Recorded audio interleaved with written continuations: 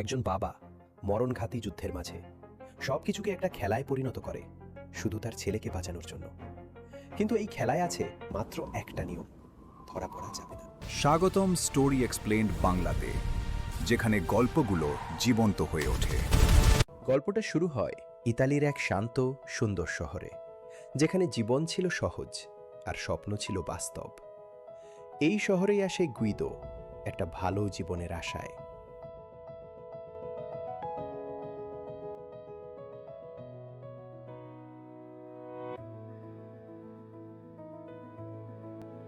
কিন্তু সে খুঁজে পায় এমন কিছু যা তার জীবনকে পুরো বদলে দেয়, ভালোবাসা।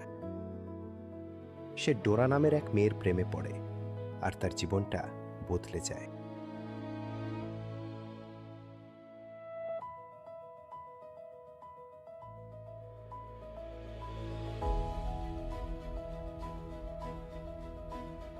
শেষ পর্যন্ত তারা একসাথে থাকার সিদ্ধান্ত নেয়।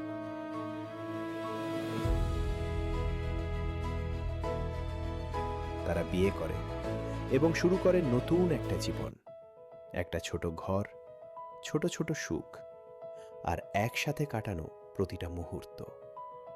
সবকিছুই হয়ে ওঠে নিখুঁত।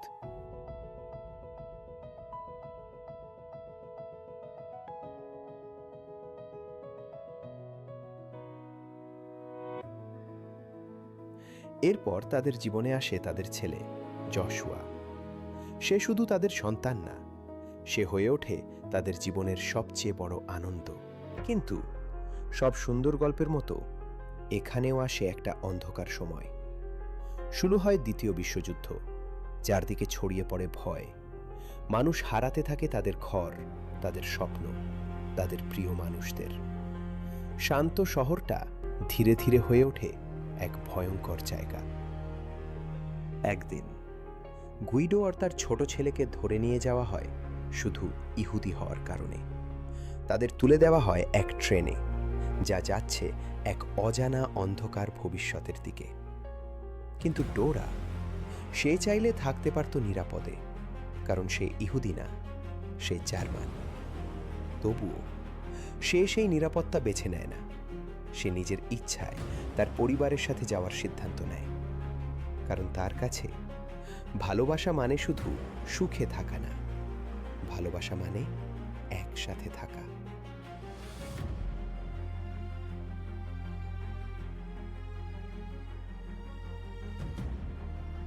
ক্যাম্পে পৌঁছানোর পর সবকিছু বদলে যায়। পুরুষ আর নারীদের আলাদা করে দেওয়া হয়। চারদিকে শুধু ভয়, চিৎকার আর এক অজানা আতঙ্ক। এটা আর কোনো জীবন না, এটা বেঁচে থাকার লড়াই। কিন্তু গুইডো বুঝতে পারে, তার ছেলে যদি এই ভয়ঙ্কর সত্যিটা বুঝে ফেলে, তার শৈশব শেষ হয়ে যাবে। তাই সে অসম্ভব একটা কাজ করে। সে এই দুঃস্বপ্নটাকেই একটা খেলায় পরিণত করে। সে জশুয়াকে বলে, এটা একটা খেলা, যেখানে জিততে হলে লুকিয়ে থাকতে হবে, কাঁদা যাবে না, খাবার চাইতে পারবে না, আর যে শেষ পর্যন্ত টিকে থাকবে সে জিতবে একটা আসল ট্যাঙ্ক। একদিন এক জার্মান সৈনিক জিজ্ঞেস করে, কে জার্মান ভাষা জানে? গিদো জানে না, তবুও সে সামনে এগিয়ে যায়।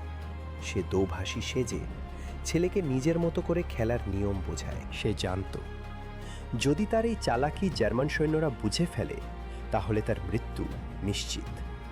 তবুও নিজের জীবনের কথা না ভেবে সে আবার সামনে এগিয়ে যায়, শুধু তার ছেলেকে বাঁচানোর জন্য, শুধু এই খেলাটাকে সত্যি মনে করানোর জন্য। জার্মান সৈন্যদের সামনেই দাঁড়িয়ে সে আবারও খেলার নিয়মগুলো বুঝিয়ে দেয়, এবার আরও বিশ্বাসযোগ্যভাবে। এতটাই বিশ্বাসযোগ্য যে তার ছোট ছেলে পুরোপুরি বিশ্বাস করে ফেলে এটা সত্যিই একটা খেলা। আর যদি সে এই নিয়মগুলো মেনে চলে, তাহলে শেষ পর্যন্ত সে সত্যিই একটা ট্যাঙ্ক জিতবে। দিন যত যায়, পরিস্থিতি ততই ভয়ঙ্কর হয়ে ওঠে। মানুষ একে একে হারিয়ে যেতে থাকে, কিন্তু তবুও গিদো থামে না। সে তার ছেলের জন্য শেষ পর্যন্ত এই খেলাটা চালিয়ে যায়। শেষ মুহূর্তে চারদিকে শুধু ভয়, নীরবতা আর অজানা আতঙ্ক। গিদো বুঝতে পারে এটাই শেষ সময়। সে ধীরে ধীরে তার ছেলের কাছে আসে, নিচু হয়ে বসে মুখে একটা হাসি রাখার চেষ্টা করে, যেন কিছুই হয়নি। তারপর সে বলে, এটাই শেষ লেভেল, সবচেয়ে কঠিন, সবচেয়ে বিপজ্জনক। এখানে একটা ভুল মানেই সব কিছু শেষ। তাই যাই হোক না কেন, লুকিয়ে থাকতে হবে, যত ভয়ই লাগুক। যাই শুনতে পাও, যত চিৎকারই হোক চারদিকে, বের হওয়া যাবে না। কারণ এই খেলায় জিততে হলে শেষ পর্যন্ত টিকে থাকতে হবে। আর যদি তুমি শেষ পর্যন্ত লুকিয়ে থাকতে পারো, তাহলে তুমিই জিতবে। একটা আসল ট্যাঙ্ক। সে তার ছেলের দিকে তাকায়, চোখে ভয় লুকিয়ে, মুখে হাসি রেখে শেষবারের মতো তাকে বিশ্বাস করিয়ে দেয় এটা শুধু একটা খেলা।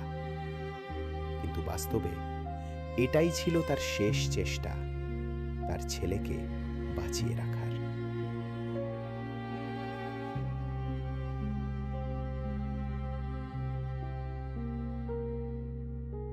চারদিকে বিশৃঙ্খলা, সৈনিকরা খুঁজছে। এই সময়ই গিদো ধরা পড়ে, কিন্তু তখনও সে ভয় দেখায় না। ছেলের সামনে দিয়ে যাওয়ার সময় সে মজারভাবে হাঁটে, শেষবারের মতো তার ছেলেকে হাসানোর জন্য। তার ছেলে ভাবে এটা এখনো একটা খেলা, কিন্তু আসলে এটাই ছিল এক বাবার শেষ অভিনয়। তার ছেলেকে বাঁচানোর জন্য যুদ্ধের মোড় ঘুরে যায়। জার্মানরা পরাজিত হয় আর মিত্রবাহিনী পুরো নিয়ন্ত্রণ নিয়ে নেয়। অবশেষে সকাল হয়। যশোয়া লুকানো জায়গা থেকে বের হয় আর দেখে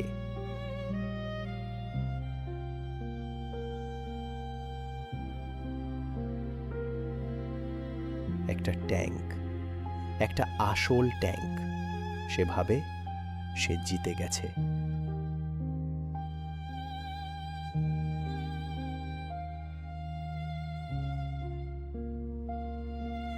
একজন সৈনিক তাকে ট্যাঙ্কে তুলে নেয় আর ক্যাম্প মুক্ত হয়। ট্যাঙ্কের ওপর থেকে সে ভিড়ের মধ্যে তার মাকে দেখতে পায়। গিয়ে মায়ের বুকে জড়িয়ে পড়ে, চোখে পানি, কিন্তু মুখে হাসি নিয়ে সে বলে, আমরা জিতে গেছি। তার কাছে সবকিছুই ছিল একটা খেলা, কিন্তু তার বাবার কাছে এটা ছিল ভালোবাসা, ত্যাগ আর এক নিঃশব্দ যুদ্ধ। শেষ পর্যন্ত একজন বাবা তার জীবন দিয়ে দেয় শুধু তার ছেলের মুখে সেই একটাই কথা শোনার জন্য, আমরা জিতে গেছি। এমন আরও অ্যামেজিং স্টোরি পেতে এখনই সাবস্ক্রাইব করুন। লাইক, কমেন্ট, শেয়ার করতে ভুলবেন না।